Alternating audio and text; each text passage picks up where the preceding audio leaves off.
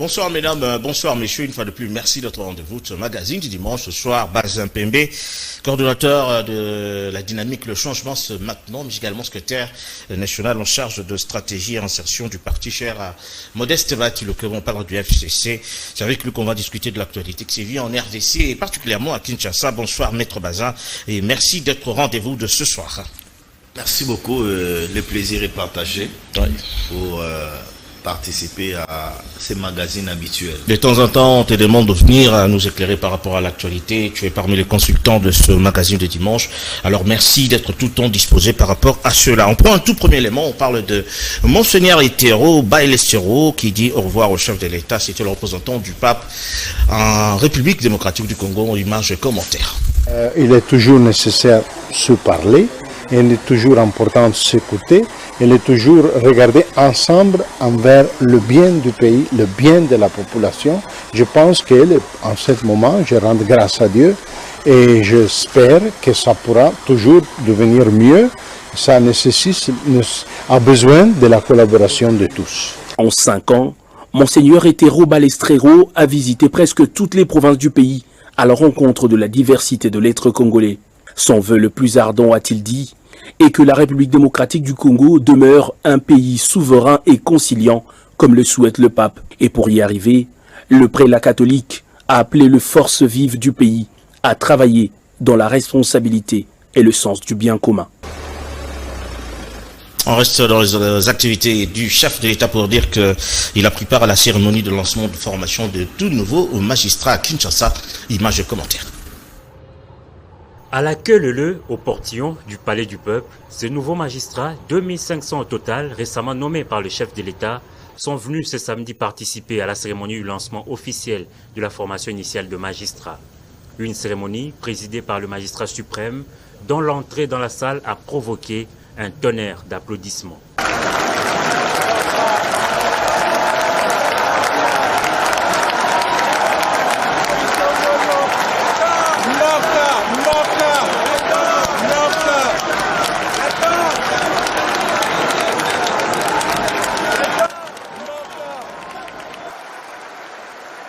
Résultat du dernier concours de recrutement organisé sur toute l'étendue de la République, ces jeunes magistrats ont été appelés à plus de professionnalisme, de rigueur et de discipline dans l'exercice de leurs fonctions. La ministre d'État, ministre de la Justice, qui lance cet appel, a fait remarquer à ses fonctionnaires publics qu'elle usera de son pouvoir pour tous les cas d'indélicatesse qui seront dénoncés. Le pays, qui ne comptait que 3000 magistrats sur l'ensemble de son territoire, dispose actuellement de près de 6000.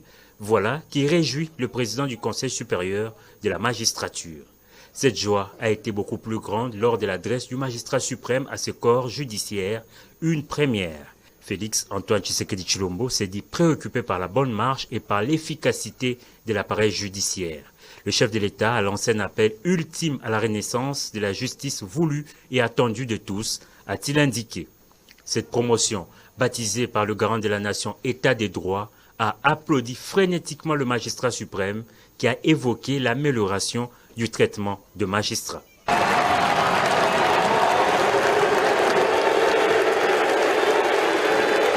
Il nous a donné la force de croire à la justice et de mieux faire que nos prédécesseurs. Et les conditions dans lesquelles il s'est engagé de mettre l'avocat afin de lui permettre de bien faire son travail. À mes collègues, magistrats ou magistrates, de bien travailler là-dessus, d'être honnête, d'être loyal, d'être sérieux pour ces métiers. Le président nous a mis d'abord droit face à nos responsabilités et qu'aujourd'hui nous devons relever les défis et nous avons aussi compris que nous incarnons l'espoir de toute une nation. À l'issue donc de cette formation, ces nouveaux magistrats seront affectés dans différentes provinces du pays pour dire le droit.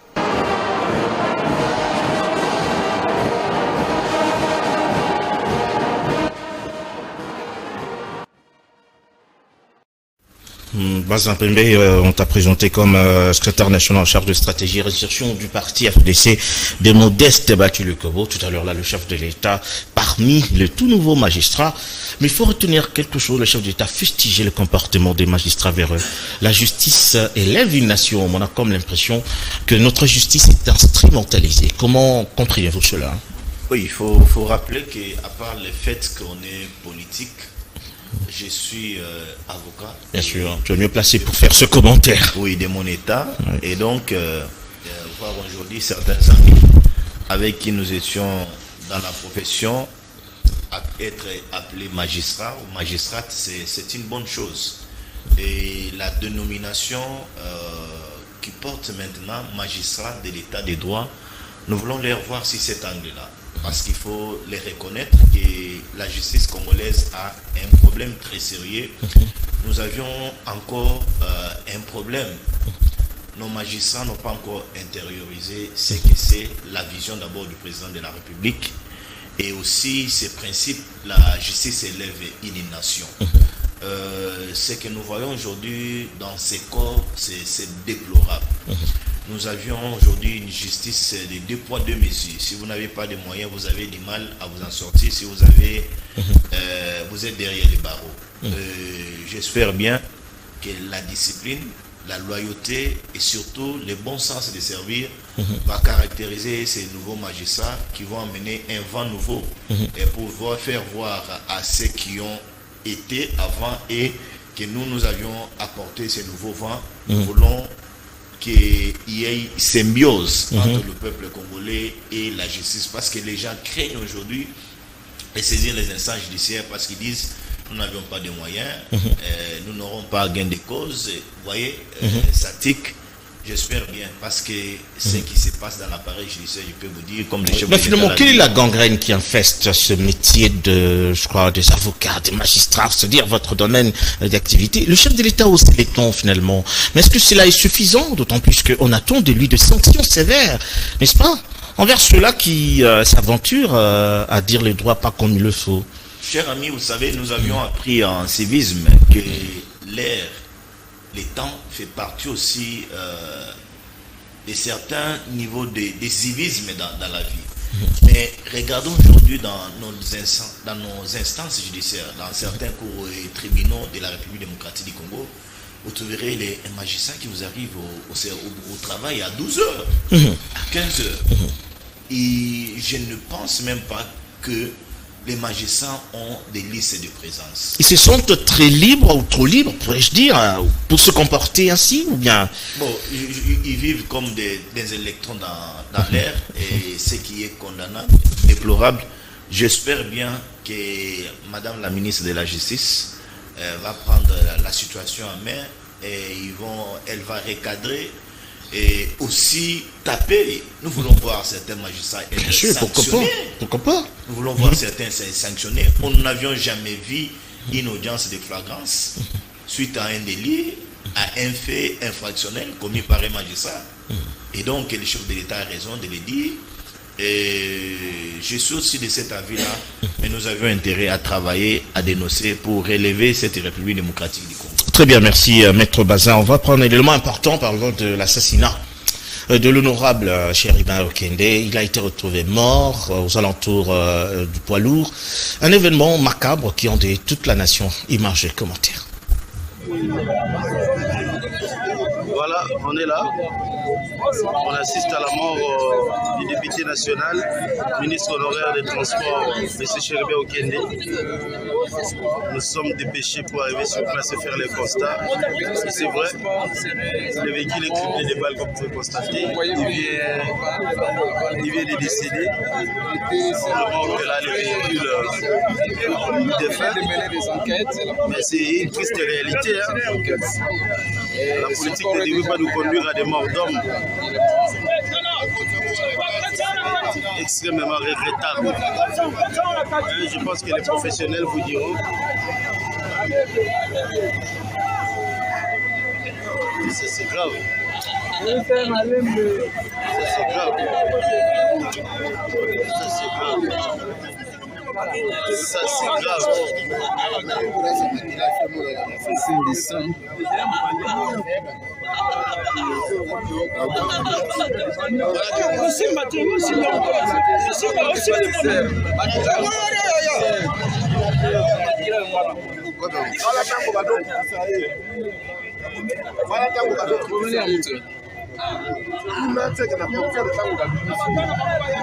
Je vois du sang là. Ça, ce n'est pas possible. Voilà, tout à l'heure, là, on va prendre la réaction de Moïse Katumbi, président national de son parti. Chéribin a été porte-parole du parti Ensemble. Image commentaire. Je suis vraiment en colère. Chéribin a été assassiné. C'est un assassinat politique. Il portait la voix du parti. On veut nous faire taire. C'est pourquoi je rentre au pays. Nous allons demander une enquête indépendante. Car Chéribin, c'était un homme bien, un père de famille, un homme très pacifique, très loyal. Il a servi son pays. Il a été assassiné sauvagement. C'est triste pour notre pays et surtout pour notre démocratie. Mes condoléances à toute la famille de Chéribin. Je suis en route et je rentre chez nous et bientôt je serai à Kinshasa pour pleurer Chéribin. Oui, nous avons aimé la phrase de Moïse Katumbi qui dit que je rentre au pays pour pleurer Chéribin.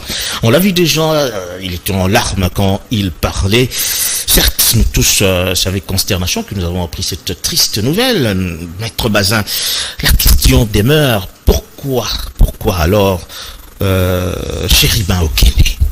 C'est la question, pourquoi Chéribin Okende? D'abord, j'aimerais ici présenter mes condoléances à la famille de Chéribin Okende et aussi rappeler à l'opinion que je suis un notable de Dekese au nom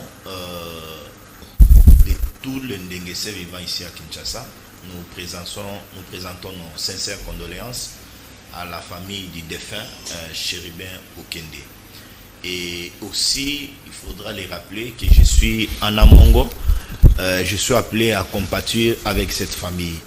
En effet, j'en appelle aussi à la justice de notre pays d'accélérer avec les enquêtes pour que les coupables soient punis sévèrement, conformément à la loi.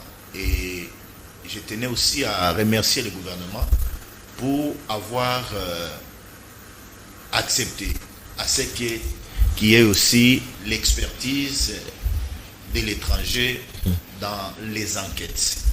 Mais mes chers amis, Sylvain, j'aimerais vous dire ceci. J'étais en train de lire un auteur. Il vous dit ceci. C'était Marc Bouton. Oui. Marc Bouton, c'est un agent qui a travaillé dans les services de renseignement des FBI. Il a écrit un livre, La détection des mensonges. Dans ce livre, l'auteur est clair. Il vous dit, il y a plusieurs expressions faciales et réactions peuvent indiquer qu'on vous ment.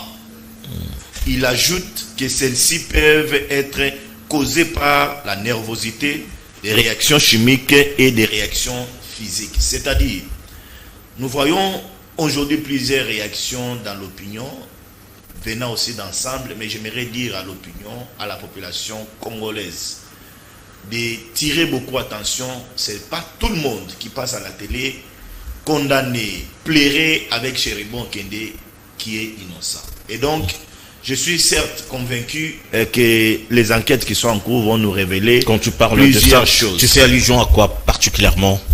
Ou à qui? Parce que bon, pas ici indexer quelqu'un. Parce que citer Monsieur Bouton, c'est comme si tu voulais le relier à la réaction, par exemple, de Moïse Katumbi. Je lis l'auteur, il a tenté de donner certains éléments. Il a dit, lorsque vous voyez la personne réagir d'un coup, même son expression faciale, vous pouvez voir qu'il a des douleurs. Mais attention, il faut faire attention, il faut être prudent de tout ce qui sort de la bouche. Ça peut être de larmes des crocodiles. Ça peut être des larmes des crocodiles, alors qu'il a tenté de vous dire que je compatis avec la famille. Parlons un peu du scénario finalement de l'assassinat de Chéribin Okende, intercepté par des bandits, je veux dire, devant la Cour constitutionnelle. Telle est la question. Ces sites, enfin, c'est qu'on le sache, c'est un site purement sécurisé. Comment est-ce qu'on peut appréhender Chéribin Okende devant la Cour de justice, la Cour constitutionnelle, je veux dire, et sans pour autant qu'il y ait une seule image qui retracerait, n'est-ce pas, ce scénario. Comment comprenez-vous cela? La technologie a énormément aujourd'hui évolué au monde, et particulièrement en République démocratique du Congo. À Kinshasa, nous avions l'habitude de filmer même les petits gestes. Mais ce qui est étonnant, la cérémonie n'a pas été filmée. Il y a à boire et à manger. Ça, c'est de un. De deux, j'ai suivi la réaction de la Cour constitutionnelle. Cette Cour nous a dit que les défunts avaient un rendez-vous à la Cour constitutionnelle. Son garde du corps est venu déposer, d'abord il est venu à 11h. D'ailleurs, tu avais publié la lettre du mandat de comparution. Évidemment, il est venu à 11h et puis revenu encore à 16h02, dont l'heure à laquelle on a acquis réception à la correspondance. Et aussi, ils ont été très étonnés de voir les messieurs, les gardes du corps dont on a entendu parler, revenir à la Cour constitutionnelle aux environs de 20h. Vous posez la question, il est revenu, le garçon? Il est revenu vers 20h. Vous posez la question, vous n'avez pas retrouvé les traces du véhicule. Là, les gardes qui étaient là ont répondu non. Et la même personne est revenue encore vers 6h du matin pour indiquer aux gardes qui étaient là que le véhicule a été repéré par une application GPS. Et j'apprends que les chauffeurs et la personne en question, les gardes du corps sont aux arrêts. Nous espérons que la vérité va éclater parce que nous voulons voir justice dans cette assassinat odieux. Le modus operandi semble être le même avec Salomon Escadela qui a été appréhendé de la même manière, on a comme l'impression, et on parlerait même de la dénia par rapport à cela. Non, on doit faire la part des choses. Salomon, le modus operandi n'est pas identique à la c'est-à-dire, on vient te cueillir là où tu es, et puis on te ramène, et puis après... Non, mais Salomon a été appréhendé à l'aéroport de Ndjili. Bien sûr, c'était au vu au sud de tout le monde. Comme Chéribin, c'était au vu au sud de tout le monde, parce que c'était la journée. C'est pendant la journée quand même que la chose s'est passée. Non, Salomon arrêté à l'aéroport de Ndjili. Il y avait une pièce de procédure, il y avait un mandat d'amener, on l'a amené à la dénia. Nous avions vu, la situation a été retracée, filmée même. Et pour le cas de Chéribin, nous n'avions pas les images. C'est pourquoi nous disions que c'est très flou. Nous voulons voir la vérité. Mais c'est des enlèvements quand même, faut dire. C'est des enlèvements. C'est des enlèvements. C'est-à-dire, c'est presque identique. La justice, vous savez, il y a à retracer dans cette affaire. Je n'aimerais pas ici donner certaines choses, mais je m'incline à la mémoire du défunt parce que c'est choquant. C'est choquant. C'est choquant. Oui. Et c'est plus également le parti politique Ensemble de Moïse Katumbi qui est plus choqué, d'autant plus que on retrouve Franck Diongo qu'on venait peut-être de relâcher à cause de l'infamie qui vient de se produire.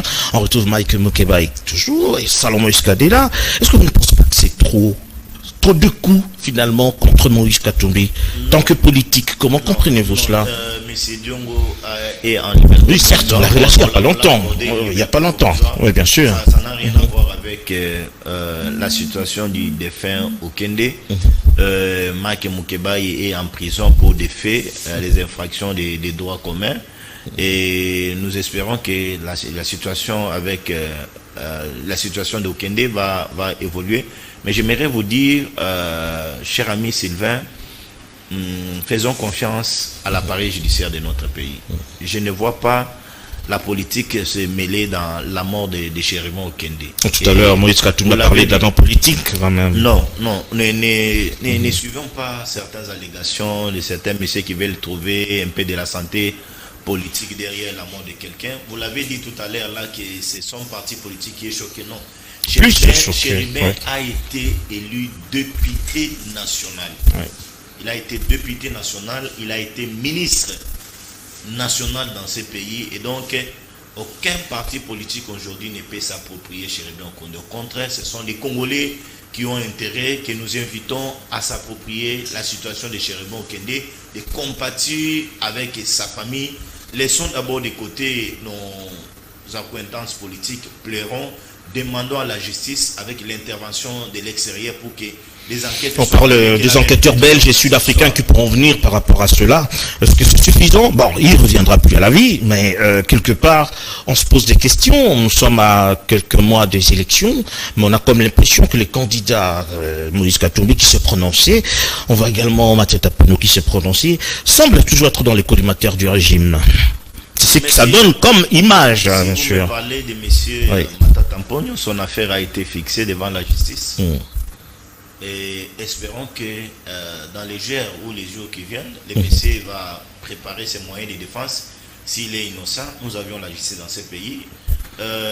Aujourd'hui, nous avions une opposition de victimisation parce qu'on est candidat. On peut dire de n'importe quoi dans la toile parce qu'on est candidat. On se rebiffe derrière cette étiquette de candidat. Non. On doit faire comprendre à tout le monde que nous sommes une république.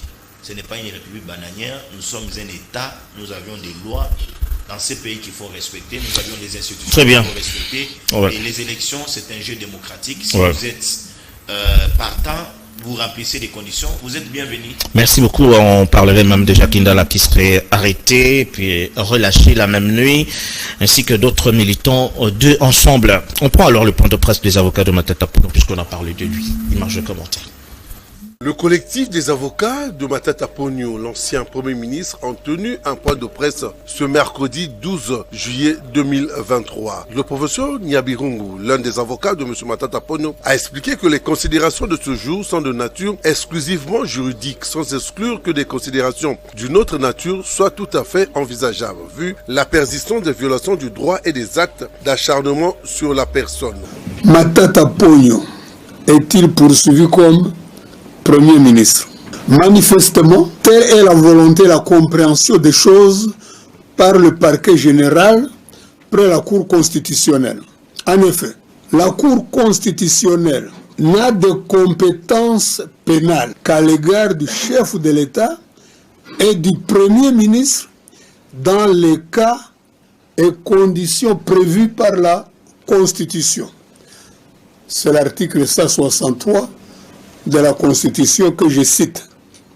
Si donc aujourd'hui le parquet général entend poursuivre M. Matata Ponyo, c'est parce qu'il est convaincu que les faits poursuivis relèvent de la Cour constitutionnelle.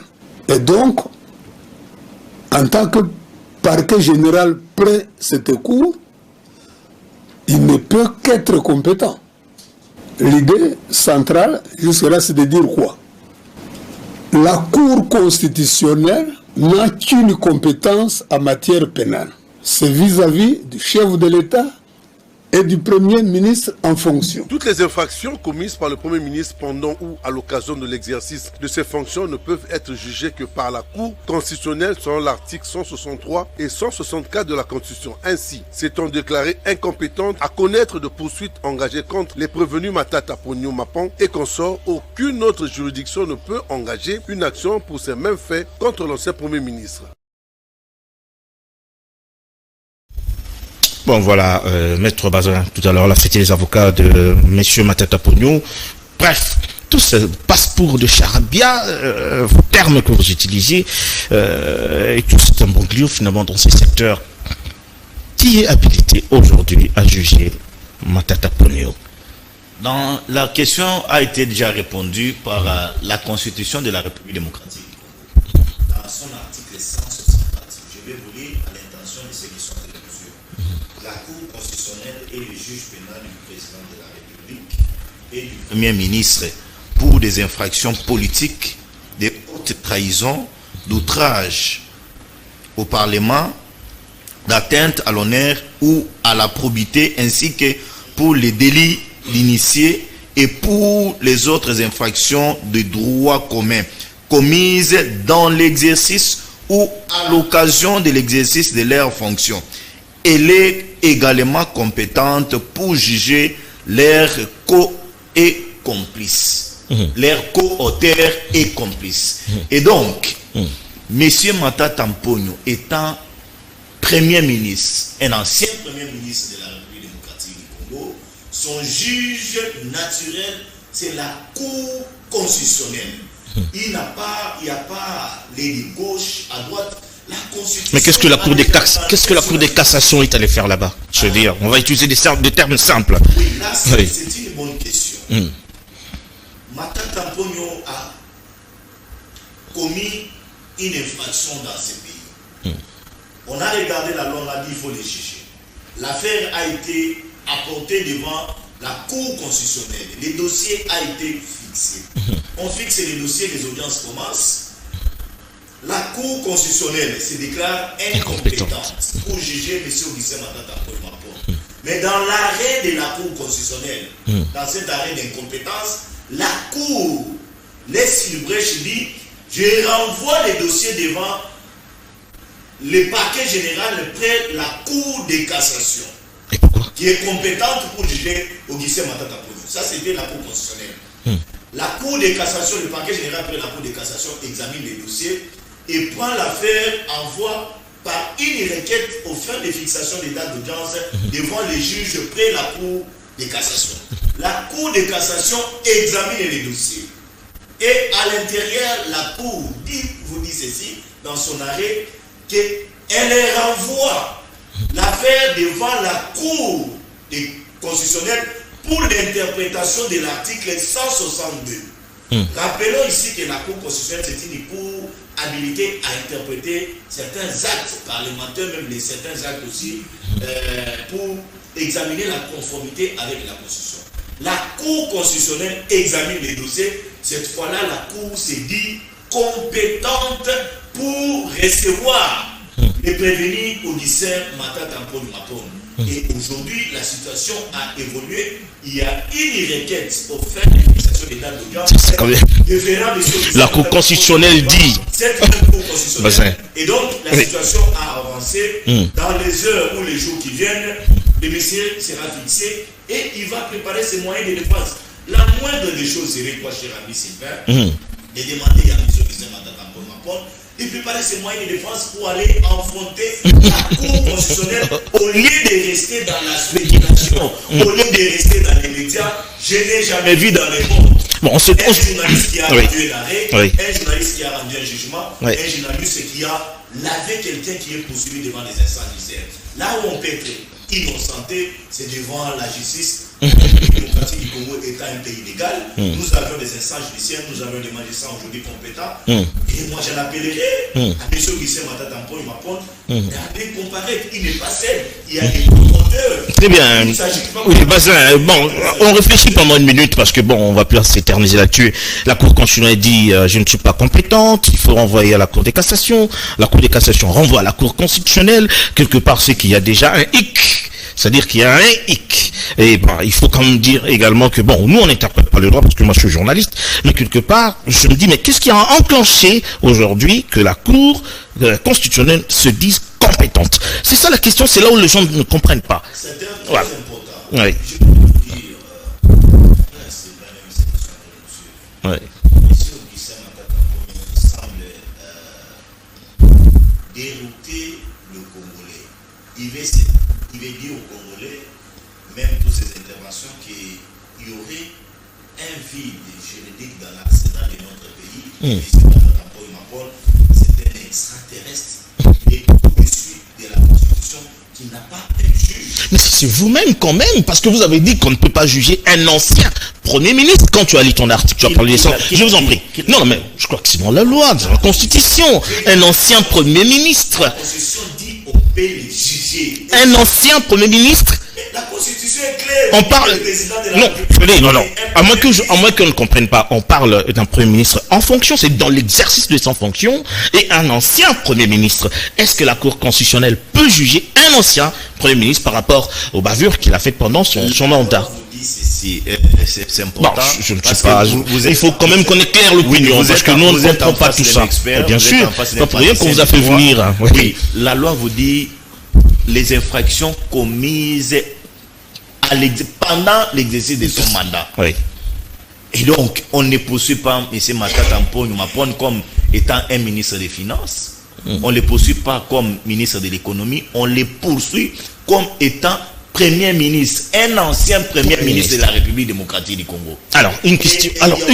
Non, je te renchéris, parce que c'est presque la même chose. Parce que quand on parle de la Cour constitutionnelle, on voit le chef de l'État et le Premier ministre. Oui. Alors, le chef de l'État, Joseph Kabila, pourquoi on ne le poursuit pas par rapport aux bavures pendant son mandat? Ah oui, mais là c'est il est couvert par quel article?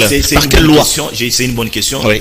Je vous rappelle que dans ces pays, nous avions une loi sur les anciens chefs de l'État.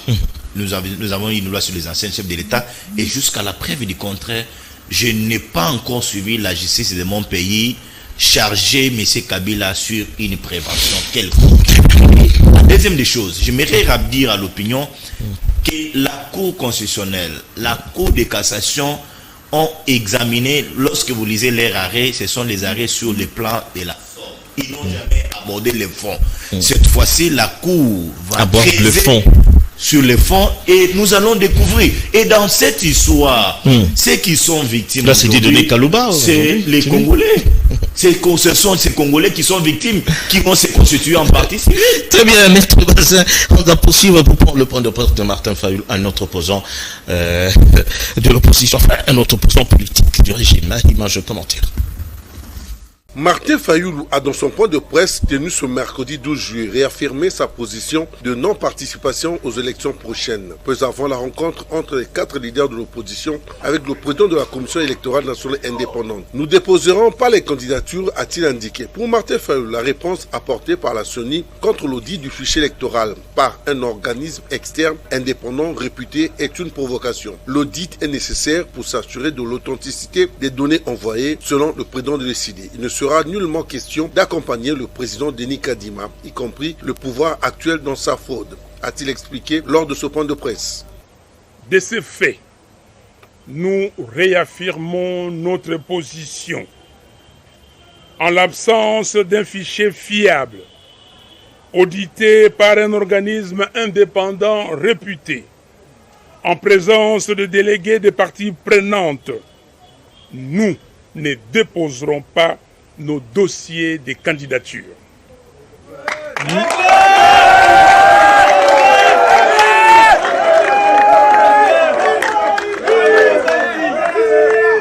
En conséquence, nous rappelons au peuple congolais que conformément à l'article 64 de la Constitution, nous avons l'obligation de faire échec à toute forme de dictature d'où qu'elle vienne. Nous devons donc nous mobiliser pour empêcher que la parodie électorale en préparation ne se réalise. Ce n'est qu'à ce prix que nous allons recouvrer notre souveraineté et notre dignité confisquées. On voit Martin Fayoulou qui récuse finalement ce processus, il ne va pas déposer sa candidature, y compris tous ses acolytes. Est-ce que cela fera de ces élections des élections crédibles, d'autant plus que Martin Fayoulou, qui a été deuxième aux élections passées avec un électeur important, aujourd'hui il récuse le processus. Vous ne pensez pas que cela faiblit, je veux dire, le régime en même temps? La politique de la chaise vide nous a montré ses expériences dans ces pays. Avec fait Etienne Tshisekedi de Wamolomba, ça n'a pas payé. Et je suis un peu très tiqué, désolé de voir que M. Martin Fayoulou continue encore à persister dans cette histoire de la politique de la chaise vide. La question des élections aujourd'hui a énormément avancé. Nous sommes en train d'assister au dépôt des candidatures. Et la CENI a constaté qu'il y a certains candidats qui traînaient vers l'immensité de la République démocratique du Congo. Nous avons aujourd'hui 7 jours d'ajout. Et donc, la voie des élections est irréversible. Nos amis de la Mouka continuent encore à rêver. M. Martin Fayoulou, c'est son droit de bouder les élections. Mais... Apparemment, ça vous arrange la posture de Martin Fayoulou aujourd'hui. Sa position par rapport au processus, apparemment, ça vous arrange. Vous gagnez haut la main les élections? Nous arranger, c'est un peu fort, mais c'est une décision interne que nous déplorons. Parce que nous voyons parmi nos amis de la Mouka, certains qui ont l'idée, qui ont quand même cette épaisseur politique, que le peuple congolais est en train d'attendre donner les suffrages en 2023, mais se retirant aujourd'hui du processus, ça peut que me choquer, moi personnellement. Je ne sais pas s'il peut se rattraper à la dernière minute. J'ai vu ensemble déposer les dossiers, M. Sessanga aussi avec ses acolytes déposer les dossiers. Matata aussi, et le seul qui a pris l'option de boycotter les élections, c'est Martin Fayoulou. Donc, il en sera conséquent et je vois des défections dans les jours à venir au sein de son parti politique. Vous l'avez constaté avec Honorable Ados Nombasi qui a pris cette tangente. Parmi les critères des élections, il y a également l'inclusivité. Martin Fayoulou qui a dérangé le régime et qui refuse de participer. Est-ce que les élections seront-elles critères selon vous? La crédibilité des élections dépend de la Commission électorale nationale indépendante CENI parce que c'est l'organe technique. Ce n'est pas des acteurs politiques. Lorsque vous avez les assurances du bureau Kadima qui va organiser les élections démocratiques dans ces pays, nous pouvons que les faire confiance. Parce qu'on a vu ces fichiers être audités, on a élagué les mineurs, on a élagué les doublants. Nous avions aujourd'hui un chiffre compact qui va nous amener aux élections. Et je suis très confiant que l'absence de Martin Fayoulou aux élections, c'est des millions de Congolais qui ne vont peut-être pas voter.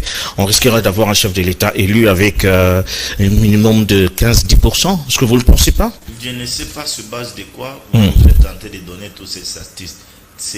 Il a eu quand même un nombre important d'électeurs, ça il faut le reconnaître aux élections passées. Oui. Très bien. C'est des millions de Congolais qui ont voté. Oui. Que il n'est pas seul, il a été porté par M. Bemba, par Moussa Nyamouissi et consorts. Et donc les Fayoulou que vous avez connus dans les temps, ce n'est pas les mêmes Fayoulou que vous avez aujourd'hui. Ah voilà, donc on va prendre un élément qui parle de l'insécurité. Peter Kazadi était dans le briefing du gouvernement aux côtés de Patrick Muyaya, ministre de la Communication. Image de commentaire.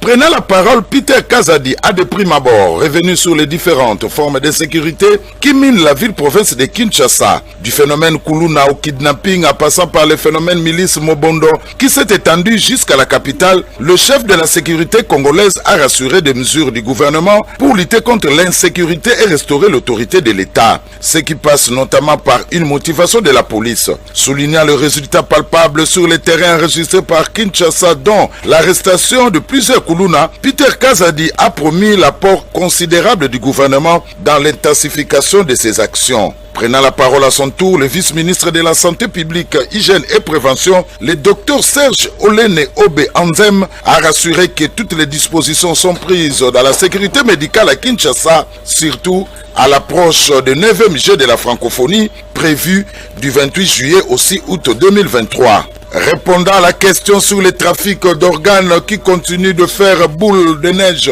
à Kinshasa, Serge Olene a balayé d'un revers de la main cette hypothèse et a tenu à rassurer la population quinoise. Pour sa part, Patrick Muyaya a rappelé la volonté du gouvernement congolais et son implication dans la lutte contre le banditisme urbain. L'occasion pour le ministre de la Communication et Médias de rassurer également sur la sécurité des athlètes à l'approche du 9e Jeu de la francophonie. 100 000 $, dont du Parlement congolais au FARDC qui combat à l'est du pays. Image de commentaire. C'est un soutien de plus et un confort moral au FARDC engagé au front dans les provinces de l'Ituri et du Nord Kivu, qui mène un combat acharné contre les groupes armés locaux et étrangers à l'est de la RDC, dont l'objectif est le rétablissement de la paix. Le représentant du peuple engagé et soucieux d'accompagner le FARDC jusqu'à la victoire finale contre les forces négatives ont remis officiellement ce lundi 10 juillet 2023 une bagatelle somme de 100 000 $ américains au gouverneur militaire et commandant des opérations en Ituri à travers les coquilles de parlementaires de cette province au nom du président de l'Assemblée nationale. Nous étions aussi mandatés par l'Assemblée nationale pour venir déposer la contribution de l'Assemblée nationale à l'ordre de 100 000 $ pour soutenir les militaires qui sont en train de se battre contre les groupes armés locaux et les groupes armés étrangers, les ADF. Cette dotation s'inscrit dans le cadre de la mobilisation générale lancée par le chef de l'État Félix Antoine Tshisekedi Tshilombo et saluée par le lieutenant général Luboyanka Shomadjouni. Nous avons eu 100 000 $ du Parlement et les 100 000 $ dont une partie sera remise au commandant région pour l'achat des vivres de nos militaires qui sont dans les opérations. Et vraiment nous tenons à remercier le président Mbosso. Vraiment merci de tout cœur et vraiment il va voir le travail que nos hommes sont en train de faire sur terrain. Par ailleurs, l'honorable Jean-Claude Traza se félicite de l'amélioration de la situation sécuritaire et de l'élan du développement enregistré sous l'état de siège. Nous saluons les efforts du gouverneur dans cet aspect infrastructure. Dans la ville, sur les plans sécuritaires, il y a une évolution positive. C'est comme ça que nous avons demandé au gouverneur de maintenir cet élan sur les plans sécuritaires. Voilà, c'était donc le FARDC qui ont reçu 100 000 $ de parlementaires. C'est quand même intéressant, n'est-ce pas, hein? En guise d'encouragement, de soutien quand même à nos frères militaires qui sont à l'Est. Oui, il faut le dire que depuis que le président de la République, Félix Antoine Tshilombo Tshisekedi, est au pouvoir, nous sommes en train de voir la bonne foi, même les changements, des paradoxes dans les forces nos forces militaires.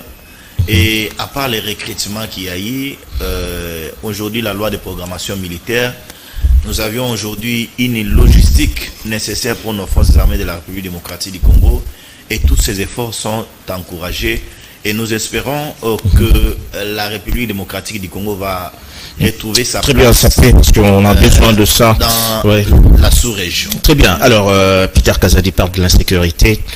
Il encourage quand même la police à faire son travail comme il se doit. Oui, avant de discuter sur la question, je suis secrétaire national, vous l'avez dit dans ces journaux, très suivi dans le monde, de l'AFDC. Il s'observe dans les réseaux sociaux une imitation vocale de notre autorité morale, le professeur sénateur Modeste Batshilukwebo. Ah bon? Il y a un individu mal intentionné, vous allez me permettre l'expression, qui a semblé mettre en porte-à-flot les professeurs sénateurs Modeste Batshilukwebo et son frère Vital Kamere. Bati n'a jamais eu de secrétaire au niveau des Tabaré, même au niveau des Bukavu. Nous dénoncions ici avec la dernière énergie cette imitation vocale et nous disons à l'opinion, même à nos amis de l'INC, que ces lycées sera identifié et nous allons les déférer, nous, AFDC, devant la justice et y répondant. Nous sommes en bon terme avec l'INC, notre président est en bon terme avec le président Kamere. Les gens sont en train aujourd'hui de s'évertuer à chercher, à s'aimer, incliner. C'est tout de même dangereux quand même, parce que bon, il faut dire que Kamere et Bahati, c'est deux leaders importants de cette partie. Oui, ils sont leaders, de temps en temps, ils sont aussi en guerre, hein, il faut reconnaître ça. Il faut dire que Bahati n'a jamais eu de problème avec son frère Vital Kamere. Ce sont des gens qui ont toujours cherché à les diaboliser, mais ce sont des acteurs politiques importants dans ces pays qu'il faut féliciter, qui sont déterminés aujourd'hui la lutte derrière. Bon, c'est peut-être la magie de... Ils sont déterminés à réélire le président Félix en 2023. J'aimerais répéter encore, ces dossiers, nous allons les déférer devant la justice et y répondre. Ça, c'est la magie du numérique. On peut imiter le visage, le corps, jusqu'à la voix. Mais bon, il faut pas dans l'intention de nuire. Ça, c'est pas bon. Donc, c'est déconseillé. Surtout quand on fait cela aux autorités. Alors, nous sommes pratiquement arrivés à la fin, mais je voudrais quand même que tu mettes un peu de sel dans le discours de Peter Kazadi, qui finalement encourage la police à faire mieux par rapport à l'insécurité qui sévit à la ville. Encourager la police à faire mieux, c'est mettre les moyens nécessaires à la disposition de nos policiers et aussi demander au ministre de l'Intérieur, M. Peter Kazadi, d'accentuer avec les descentes sur terrain. Nous allons aider le peuple congolais, surtout ceux qui vivent dans la ville province de Kinshasa, à vaguer librement dans ses préoccupations. Très bien. Merci beaucoup, Maître Bazin. Merci d'être de notre ce soir. Hein. Merci beaucoup. Voilà, ça a toujours été le cas avec toi. Merci beaucoup également à vous tous qui nous avez suivis de partout. Merci à Serge Marcosso, Rodi Louadio, ainsi que sur les Boyaux pour la réalisation. Dieu voulant se rencontre le dimanche prochain. D'ici là, portez-vous bien. Bonne suite de programme sur Canal Kin.